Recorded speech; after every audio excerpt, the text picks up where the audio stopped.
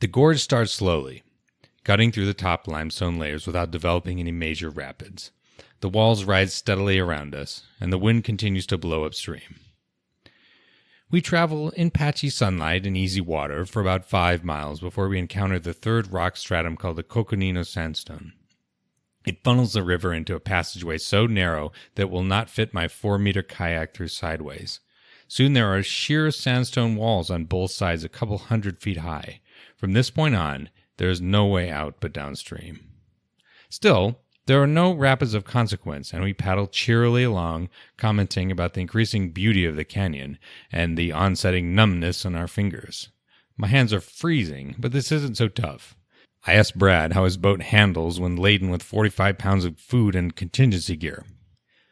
Like paddling a dish rag, he says. 7 miles into the gorge, the rapids suddenly start in earnest. Rounding a corner, the river can be seen to drop steeply into a forest of angular sandstone blocks. Like most of the rapids we are going to encounter, this one bends around a corner out of sight. The rumble of what would usually be white water is deafening. Here the rumble is of brown foam. Brad leads in, picking his way among the rocks and holes. I catch up to him a short distance downriver, sitting in an eddy behind a boulder.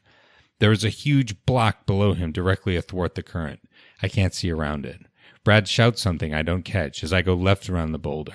A second and third house-sized rock confronts me in quick succession. The rapid continues, careening off one wall, then the other, dividing into channels, foaming and gnashing over more boulders than there is time to count. I can't stop to consider which way to turn or what channel to take.